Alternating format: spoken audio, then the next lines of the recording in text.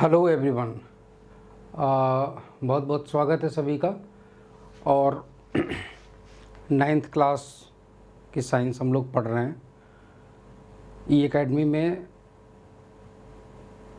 यहाँ पर जो नाइन्थ क्लास की साइंस चल रही है अभी, इसमें सबसे पहले हम फिज़िक्स पढ़ा रहे हैं। तो बच्चों, इसमें मैं आपको बता दूं कि फ़िज़िक्स का जो बिल्कुल बेसिक से हम लोग अभी शुरू कर रहे हैं इस चीज़ को, बिल्कुल एकदम ग्राउंड लेवल से, ज़ीरो लेवल से। हम इसमें आपका सबसे पहले तो एनसीईआरटी का स्कूल का जो कोर्स होता है उसको कवर करेंगे। We will cover the complete syllabus based upon NCERT. Then after we will move to the upper next level of the same chapters. School level को ख़त्म करने के बाद में हम लोग कुछ अच्छे लेवल पे सेम चैप्टर्स को पढ़ेंगे। That level will be very much beneficial for those whose aim is to be an engineer or a doctor, or those who want to be a scientist, or whatever you are going to prepare yourself for any other exam in India। आप भारत में किसी भी परीक्षा की तैयारी करने का plan बना रहे हों आगे, किसी भी परीक्षा का, चाहे इंजीनियर बनना चाहते हों या डॉक्टर बनना चाहते हों या साइंटिस्ट बनना चाहते हों, या हम लोग बात करें किसी अन्य सेवा में जाना चाहते हों, तो किसी भी एग्ज़ाम की आप प्रिपेयर करना चाह रहे हों, आपके उन सभी में ये बहुत ही ज़्यादा बेनिफिशियल होगा। इसीलिए आप बहुत ही चैन से, बहुत ही आराम से चीज़ों को पढ़िएगा। और दूसरी चीज़ मैं आपको बता दूं कि मेरे साथ में सिर्फ आप पढ़िए नहीं। मैं कभी नहीं चाहता हूं कि मेरी स्टूडेंट सिर्फ पढ़ें, नहीं, मेरी स्टूडेंट्स सिर्फ पढ़ें नहीं, चीज़ों को समझें। और दूसरी सबसे बड़ी बात ये होती है कि मैं जो भी चीज़ आपको पढ़ाऊँ, आप अपनी सराउंडिंग से, आप जहाँ भी रहते हों, वहाँ पर जहाँ दोस्तों से मिलते हों, खाना खाते हों, घूमते हों, फिरते हों, कहीं भी जाते आते हों, मेरी बताई गई चीज़ों को ध्यान से देखना कि कहाँ पर वो चीज़ें आपको दिखाई दे रही हैं। मैं जो भी पढ़ाऊँ आपको, वो ध्यान से देखना और वो चीज़ रिलेट करना जो मैंने पढ़ाया था।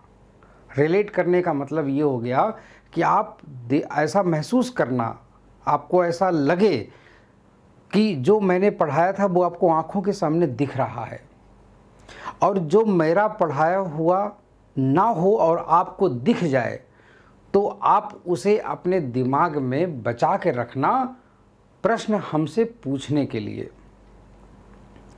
तभी हम लोगों की पढ़ाई होगी अच्छी। अगर आप हमसे पूछेंगे नहीं कुछ, तो इसका मतलब है कि आपकी पढ़ाई अच्छी नहीं हो रही है। मैं चाहता हूं कि आप मुझ पर क्वेश्चंस की बौछार कर दें। इतने क्वेश्चन आप हमसे पूछें जितने आपने अभी तक किसी भी टीचर से ना पूछे हों, और किसी भी तरीके की हिचकिचाहट नहीं रखें अपने अंदर। Never hesitate to ask any type of question, any question. I will try to satisfy you by my answers, my experience, और मैं पूरी कोशिश में रहूँगा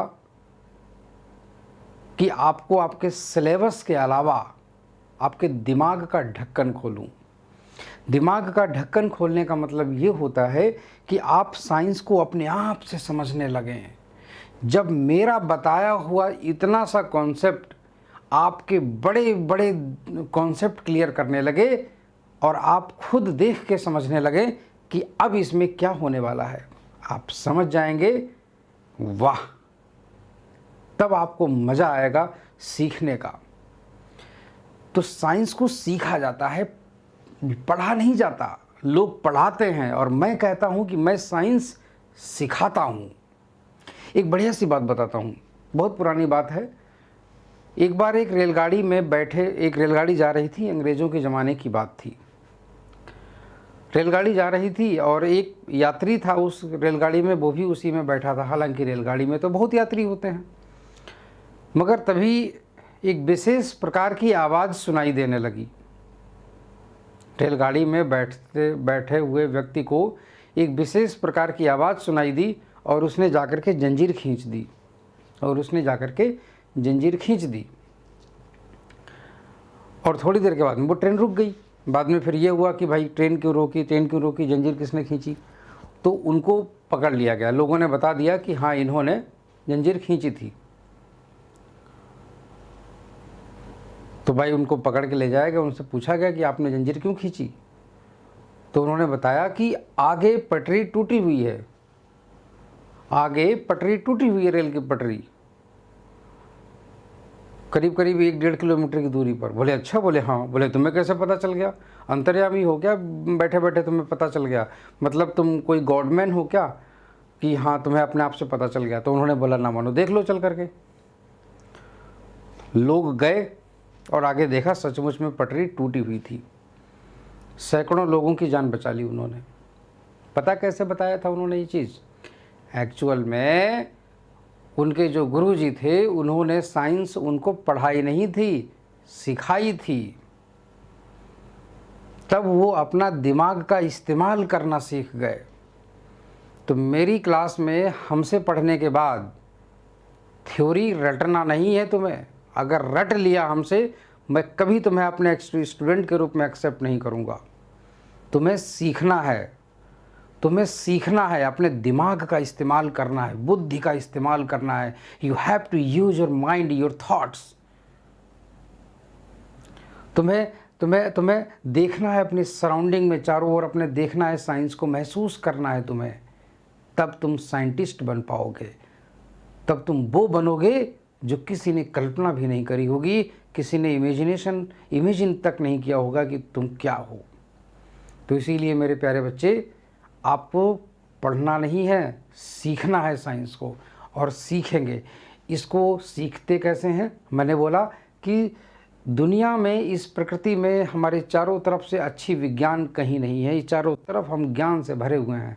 चीज़ों को देखना सीखो, ऑब्जर्व करना सीखो और रिलेट करना सीखो, जोड़ना सीखो कि कैसे हमें पढ़ाया कि जो चीज़ हमें बताई गई किताब में और जो चीज़ हम देख रहे हैं, इन दोनों में कैसे समानता आ रही है। बस समझ जाना कि जिस दिन जोड़ना, लिंक करना सीख गए, उस दिन तुम साइंस को सीखना सीख जाओगे। ठीक है? तो प्यारे बच्चे, हम लोग अब आगे की ओर पढ़ते हैं, और हम लोग लास्ट क्लास में हम लोग जो चैप्टर पढ़ रहे थे उसका नाम है मोशन। मैंने आपको मोशन में थोड़ी सी चीज़ें, बेसिक चीज़ें मैंने आपको बताई थी। आज मैं उसके आगे का पोर्शन बताने वाला हूँ। उसके आगे का जो पोर्शन है तुम्हारा, जो मैंने दूरी, विस्थापन मैंने आपको बता दिया था। अब हम लोग देखते हैं मेजरमेंट ऑफ द मोशन। किसी भी वस्तु की गति का मापन कैसे करते हैं, ठीक है ना? तो एक हेडिंग है, मेजरमेंट ऑफ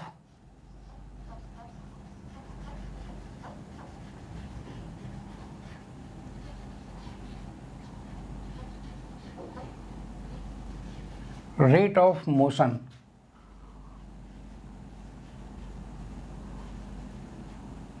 गति की दर का मापन।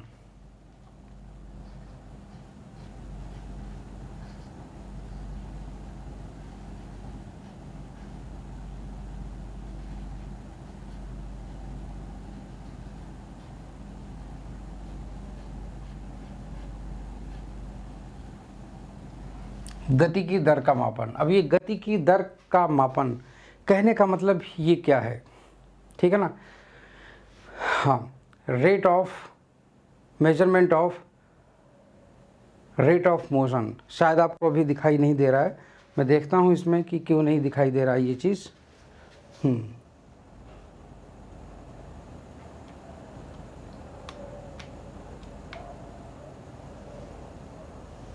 हाँ, अब आ रहा है, आपको दिख रहा होगा यहाँ पर, measurement of rate of motion. ठीक है, तो देखिए दोस्तों, मेजरमेंट हम लोग किस चीज़ का करते हैं? मेजरमेंट का मतलब होता है मापना। जैसे हम लोग किसी से अगर कोई चीनी, दाल, सब्जी कुछ भी मांगते हैं तो वो तोल के हमको देता है ना, तोलता है। तोलने की जो प्रक्रिया है उसे हम लोग मापना कहते हैं, मेजरमेंट बोलते हैं इंग्लिश में इसको। और दूसरी चीज़, हम किसी से बोलते हैं कि हमें 2 लीटर पेट्रोल दे दो, तो वो अब तो मशीनें हैं लगी हुई हैं कि मशीन से निकाल लिया डायरेक्टली। पहले लोग एक छोटा सा सिलेंड्रिकल ग्लास टाइप का होता था, उसमें एक हैंडल लगा होता था, उससे तेल को पहले मापते थे तब देते थे। अभी भी आप किसी परचून की दुकान पे चले जाइए किसी छोटे एरिया में, तो सरसों का तेल वहाँ पर ऐसे ही बिकता है जो खाने के लिए लोग ख़रीद के ले जाते हैं। मापना, एक 200 ml, 300 ml का मतलब मिलीलीटर, ठीक है ना। तो तुम्हारा इस तरीके से ऐसे करके तेल को मापते हैं, मेजरमेंट। बिल्कुल वैसे ही हम लोग जब कोई गति करता है, कोई मोशन करता है, तो हम लोग उस मोशन को मापेंगे कैसे कि कौन तेज़ चल रहा है, कौन धीमे चल रहा है। ये मेरी आँखें तो देख सकती हैं, मगर हम किसी को बताएंगे क्या कि कौन कितना किससे तेज़ चल रहा था? तो कितना किससे तेज़ चल रहा था, ये चीज़ तो हमें मेजरमेंट ही बता पाएगा कि कितने समय में कौन कितना चल रहा था। ये चीज़ हम अगर बताएंगे तो ये कहलाएगा मेजरमेंट, ये कहलाएगा मेजरमेंट, है ना। जैसे अब यहाँ इसकी देखो ज़रूरत क्या पड़ती है। इसकी ज़रूरत, जैसे कि मैंने बोला कि जो है मेजरमेंट की ज़रूरत क्या पड़ी, कोई भी बॉडी अगर मूव कर रही है, कोई चल रही है, तो उसके मेजरमेंट की ज़रूरत क्या पड़ी। जैसे फॉर एग्ज़ाम्पल, हमने तुम्हें बाइक चलाने के लिए दे दी, तुमने बाइक चलाना शुरू कर दिया, तुमने बाइक चलाना शुरू कर दिया, तुम्हारी गाड़ी जो है ना उड़ने लगी, तुम्हारी गाड़ी जो है ना वो उड़ने लगी। उड़ने का मतलब दौड़ने लगी खूब तेज़ी से, ठीक है। अच्छा, और पीछे से दूसरी वाली भी कोई बाइक आ रही थी किसी दूसरे तुम्हारे किसी दोस्त की, तो हम ये मान के चलेंगे कि तुम भी चल रहे थे, वो भी चल रहे थे, मगर तुम अपने दोस्त की बाइक से बहुत तेज़ी से जा रहे थे। अब कितना तेज़ी से जा रहे थे ये तो हमें नहीं पता, ये हम कैसे बताएंगे कि तुम कितनी तेज़ी से जा रहे थे। तब इसके लिए हम 2 चीज़ें देखेंगे कि तुमने कितनी दूरी कितने समय में तय करी, और तुम्हारे दोस्त ने उतने ही समय में कितनी दूरी तय करी। मतलब तुमने टोटल डिस्टेंस कितनी ट्रैवल करी है कितने टाइम में, और उतने ही टाइम में उसने कितनी डिस्टेंस ट्रैवल करी। तो ये 2 चीज़ें हम मेजर करेंगे और उसके बाद में बता पाएंगे कि कौन ज़्यादा तेज़ी से जा रहा था। वैसे तो हम देख के बताएंगे, ऐसा हम लिख के बता देंगे कि ये इससे इतनी तेज़ी से जा रहा था। तो दोस्तों, हम लोग जब बात करते हैं मेजरमेंट की, तो मोशन के मेजरमेंट को, मोशन के मतलब रेट ऑफ मोशन हम लोग बोलते हैं कि गति की जो दर होती है, हिंदी में बोलें गति की दर, उसी को हम लोग बोल देते हैं चाल, ठीक है। स्पीड बात कर लेते हैं। तो दोस्तों, यहीं से तुम्हारे पास में एक टर्म आता है, तुम्हारे पास में स्पीड। क्या टर्म आता है? स्पीड, ठीक है ना, स्पीड। इसको हिंदी में हम लोग बोलते हैं चाल, ठीक है ना, इसको हिंदी में हम लोग बोलते हैं चाल। दोस्तों, चाल, जैसा कि मैंने बताया कि मैंने आपको बाइक दे दी और आपने बाइक चलाना शुरू किया। अपने घर से और कहीं तक आप बाइक चलाते हुए चले गए, और आपने घड़ी में जब चलना शुरू किया था तो घड़ी में देखा था सुबह 9:30 बजे थे, मगर आप 30 मिनट के बाद में अपने स्कूल पहुंच गए, और आपने बीच में मान लो कि 30 किलोमीटर की दूरी तय करी। Suppose that when you started it was 9:30 AM in the morning. You reached your school at 10 AM in the morning. You traveled 30 kilometer distance.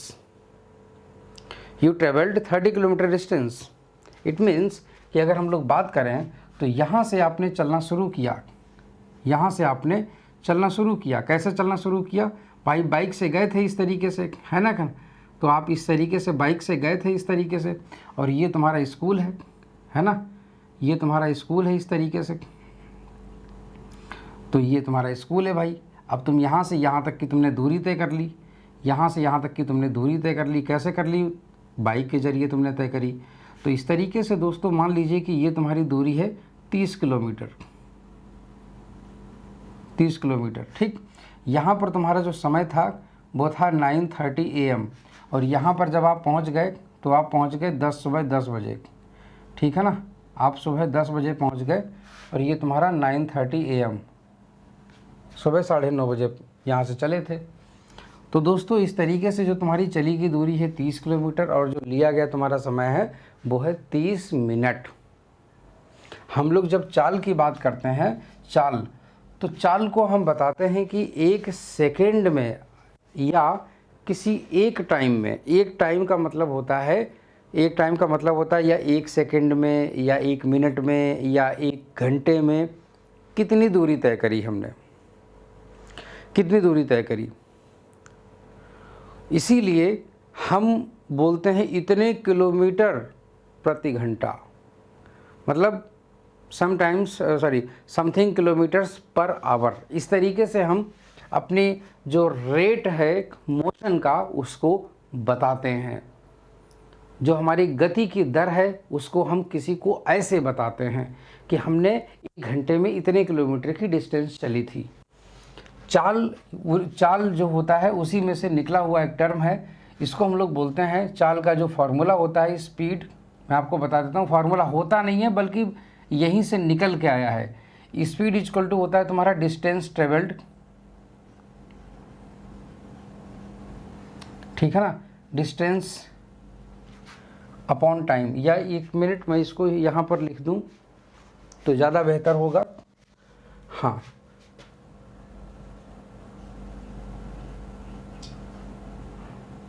Speed equal to distance travelled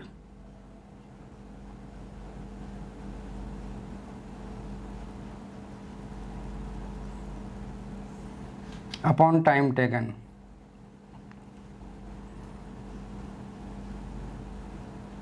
ठीक, इसका मतलब ये हो गया कि चली गई दूरी बटे लिया गया समय, ठीक है ना। तो चाल, इसका जो सूत्र बनेगा तुम्हारा वो बनेगा तुम्हारा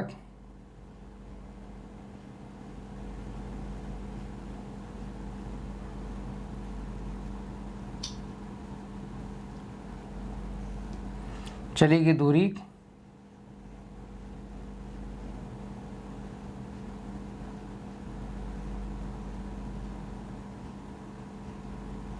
बटे लिया गया समय,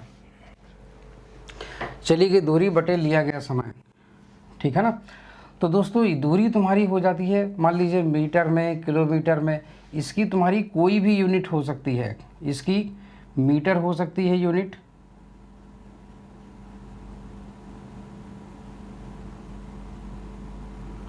इसको हम लोग जो है क्या कहते हैं, सेंटीमीटर भी लिख सकते हैं, है ना, सेंटीमीटर। इसको हम लोग किलोमीटर में भी लिख सकते हैं,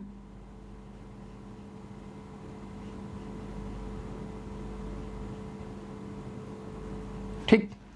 जो तुम्हारा टाइम होता है, टाइम, तो टाइम तुम्हारा जो है वो भी तुम्हारा सेकंड में हो सकता है,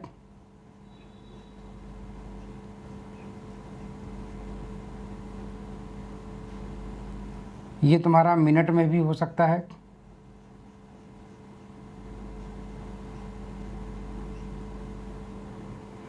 और ये तुम्हारा आवर में भी हो सकता है,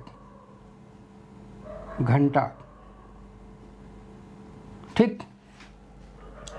तो तुम्हारा ये हो जाता है। दूसरी चीज़, इसको सिंपली इस तरीके से लिखा जाता है, U बराबर S अपॉन टी, ये हो जाता है। S का मतलब डिस्टेंस, T का मतलब टाइम, ठीक है। अच्छा, मान लेते हैं अगर हम लोग यहाँ पर ये कह दें कि यदि यात्रा में लिया गया समय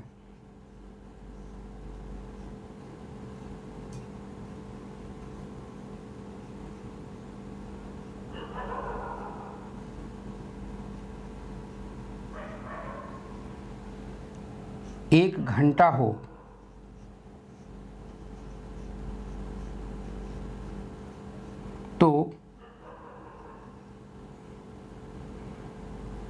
तो गाड़ी की चाल क्या हो जाएगी,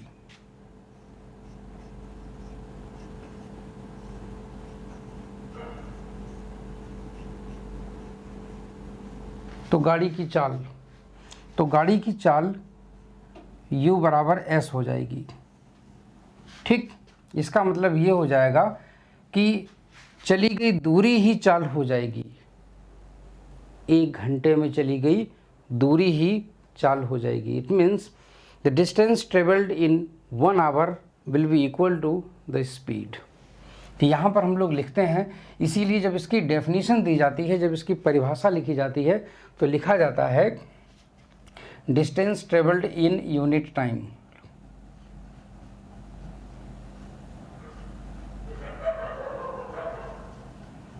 distance travelled in unit time is known as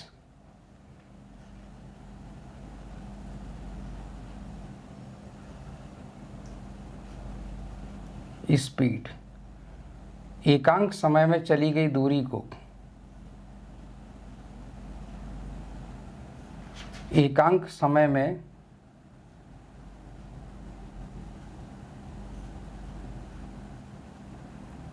चली गई दूरी को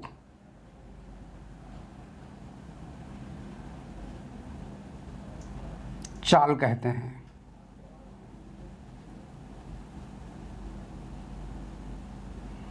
चाल कहते हैं। ठीक, तो यहाँ से हम लोग इसकी इंग्लिश जो है ना, इसकी जो इंग्लिश है वो हम लोग लिखेंगे, if the time taken is 1 hour, if time taken is 1 hour, then the speed of, if the time taken is 1 hour, then the speed of the vehicle will be equal to s। ठीक है, तो यहाँ पर भी मैं लिखे दे रहा हूँ। चलिए,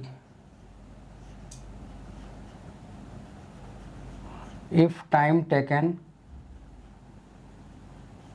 by body is 1 hour, then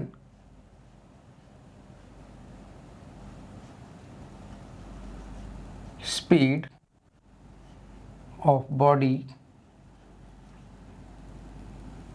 u will be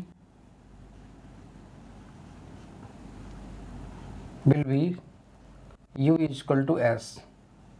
ठीक, अच्छा एक चीज़ मैं आपको बता दूं कि यहाँ पर मैंने डिस्टेंस किलोमीटर में ले ली है। ठीक है ना, distance has been taken in kilometres.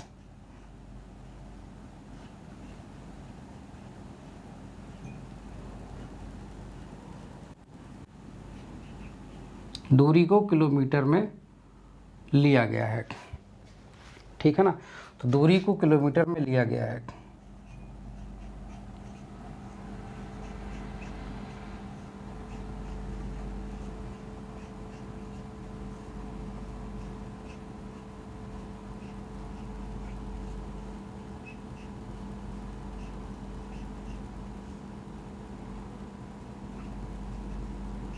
दूरी को किलोमीटर में लिया गया है। ठीक है, तो इसीलिए यहाँ पर जो इसकी यूनिट हो जाएगी वो तुम्हारी क्या हो जाएगी, किलोमीटर प्रति आवर, इस तरीके से। ठीक, यहाँ पर जो इसकी यूनिट हो जाएगी वो हो जाएगी तुम्हारी, ऐसे करके लिखा जाएगा, किलोमीटर प्रति घंटा। ठीक, इस तरीके से। तो आई होप सो कि आप लोगों को ये चीज़ क्लियर हो रही होगी।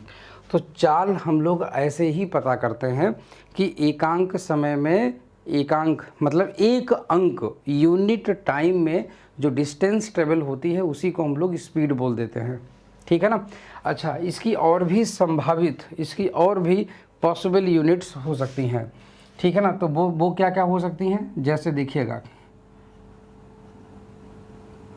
Possible units of speed. ठीक है ना, चाल के संभावित मात्रक।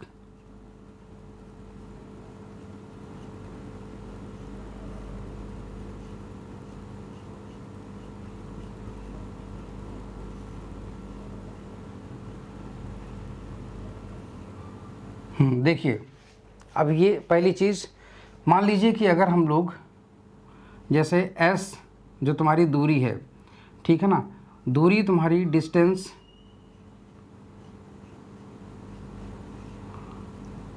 एक मिनट, डिस्टेंस, दूरी और टाइम, समय। देखिएगा, दूरी अगर हम लोग मीटर में ले लें, ठीक है ना, मीटर में, और समय अगर हम लोग सेकंड में ले लें, सेकंड में,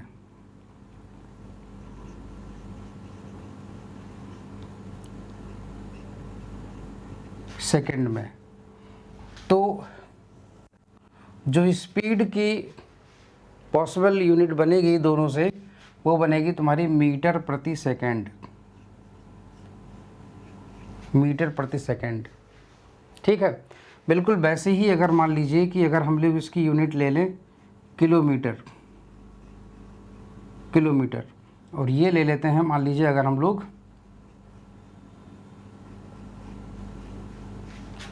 एक सेकंड, किलोमीटर अगर हम ले लेते हैं, किलोमीटर, ठीक है ना, किलोमीटर, तो किलोमीटर और सेकंड दोनों मिला करके, जैसे इस तरीके से मैंने ऐसे करके इसके लिए, इसके साथ में ले लिया, इसके ले लिया, तो एक यूनिट तो यहाँ निकल गई, एक यूनिट तुम्हारी यहाँ पर निकलेगी, वो आ जाएगी तुम्हारी किलोमीटर प्रति सेकंड, किलोमीटर प्रति सेकंड, ठीक है। मान लीजिए कि अगर हमने सेंटीमीटर ले लिया, सेंटीमीटर, सेंटीमीटर को सेकंड के साथ में ले लिया, तो तुम्हारी जो स्पीड बनेगी वो तुम्हारी यूनिट क्या हो जाएगी, सेंटीमीटर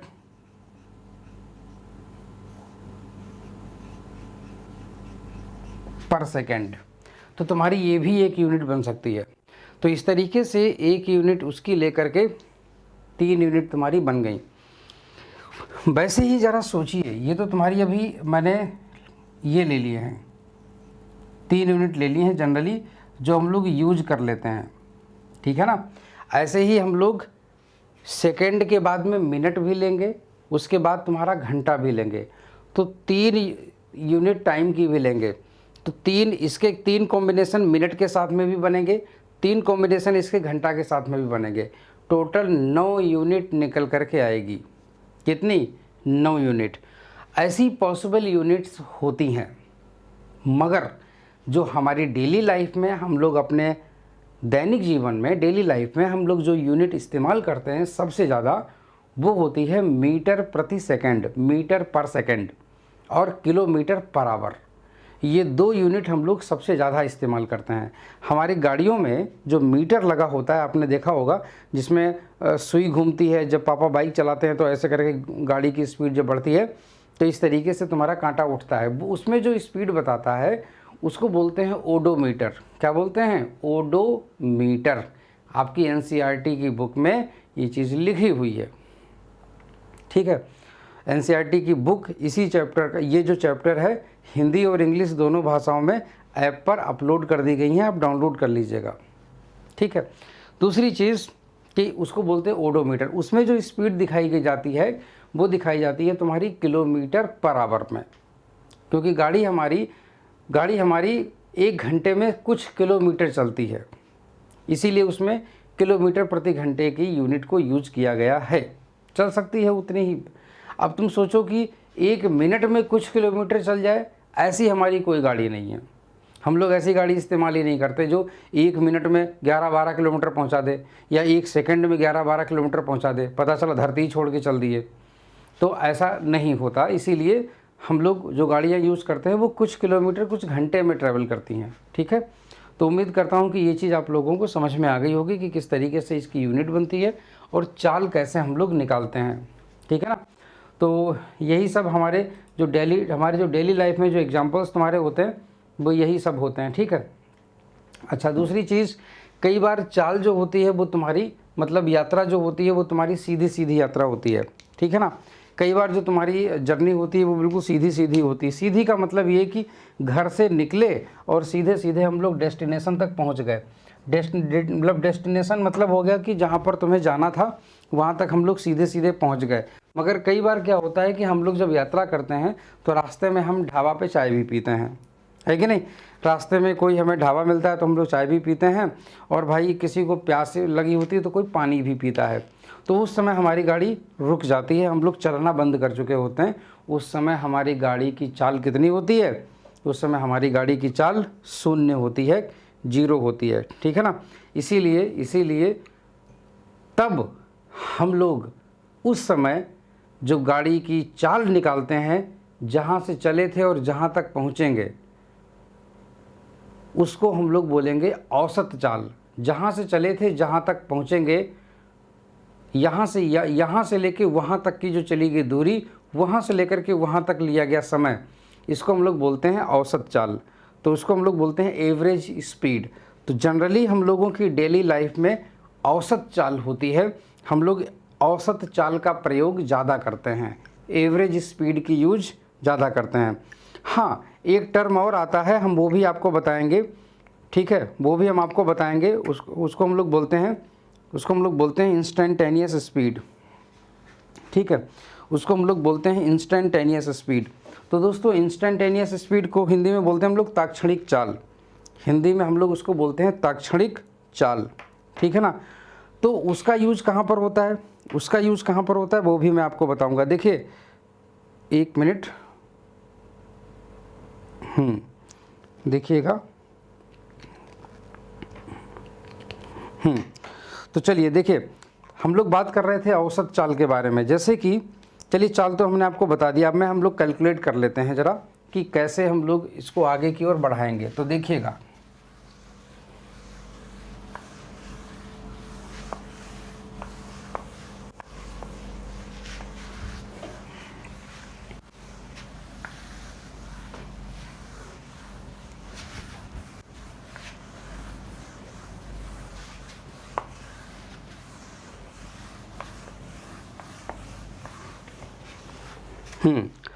ताक्षणिक चाल या देखिए, हाँ पहली चीज़ मैं आपको बता रहा था स्पीड के बारे में,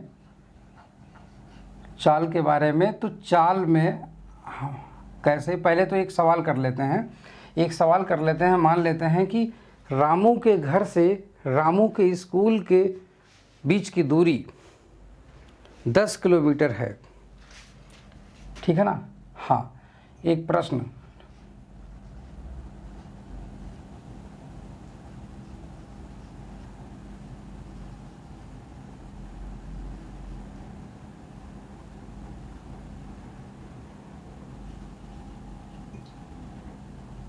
रामू के घर से स्कूल के बीच की दूरी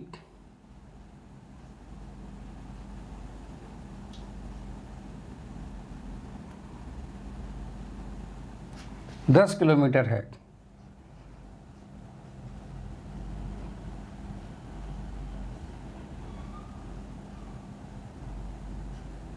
रामू पैदल जाता है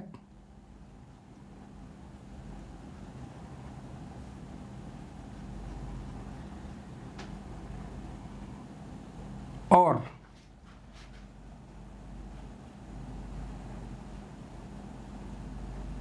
2 घंटे में स्कूल पहुंचता है।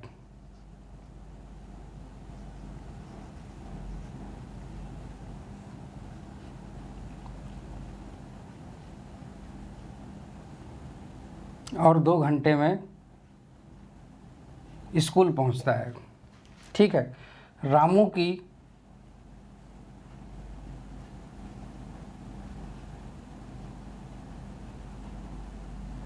पैदल गति की दर बताइए।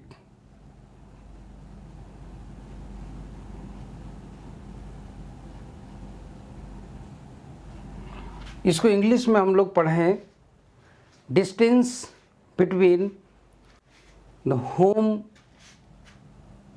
Of Ramu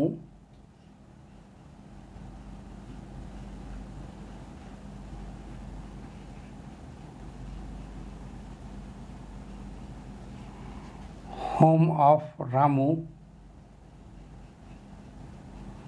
and his school is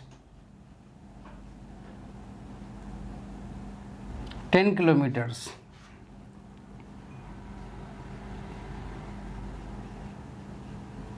He moves on foot.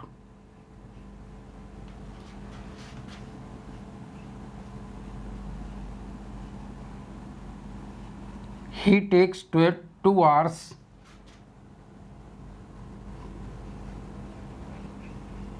to reach school. Calculate the rate of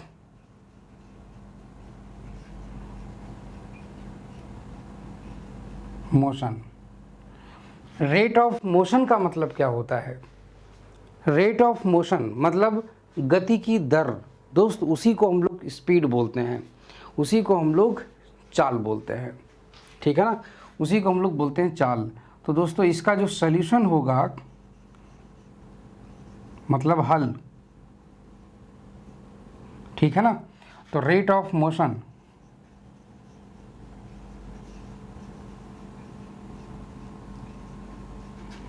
is known as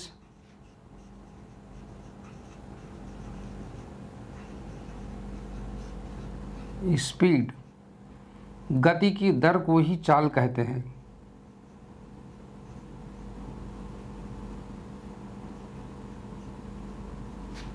गति की दर को ही चाल कहते हैं।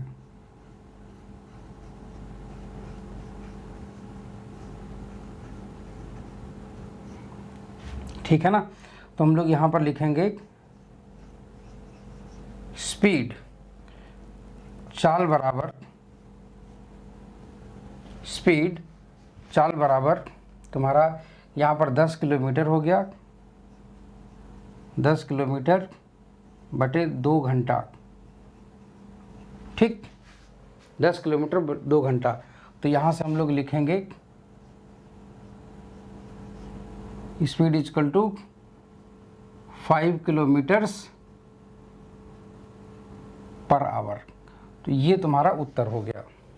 This is the final answer. Clear? ठीक है। तो दोस्तों जो है इस तरीके से हम लोग स्पीड को कैलकुलेट करते हैं और ये हमारी स्पीड हो जाती है। तो आई होप सो कि आप लोगों को ये चीज़ समझ में आ गई होगी। और हमने एक चीज़ और देखी होगी, कई बार क्या होता है कि हम लोग जब सड़कों पर चल रहे होते हैं तो कई बार सड़क के किनारे एक बोर्ड लगा होता है जिसमें लिखा होता है कि कृपया धीरे चलें, अधिकतम चाल इतने किलोमीटर प्रति घंटा। कभी पापा के साथ गाड़ी पे जाइए, साइकिल से जाइए, कहीं भी जाइए, देखिएगा जा कर के सड़क के किनारे कहीं पर अक्सर लिखा मिलता है सावधान, कृपया धीरे चलिए, attention please go slow, maximum speed is 40 kilometres per our. सावधान कृपया धीरे चलें, अधिकतम गति सीमा 40 किलोमीटर प्रति घंटा है। तो वो तुम्हारी स्पीड को बता रहे होते थे कि मैक्सिमम अधिकतम इस स्पीड तक ही तुम गाड़ी चला सकते हो, ठीक है, इससे ज़्यादा की स्पीड पर गाड़ी यहाँ पर चलाना मना है। तो वो तुम्हारी स्पीड की यूनिट हमें वहाँ भी देखने को मिल जाती हैं, ठीक है। तो इसके आगे जैसे कि मैंने बोला कि स्पीड, अब स्पीड तुम्हारी 2 तरीके की होती है, स्पीड तुम्हारी 2 तरीके की होती है। इसके आगे हम लोग सीखेंगे नेक्स्ट लेक्चर में, ठीक है। तब तक हमसे जुड़े रहिए और अगला लेक्चर आप देखना बिल्कुल भी मत भूलिएगा, ठीक है। Thank you.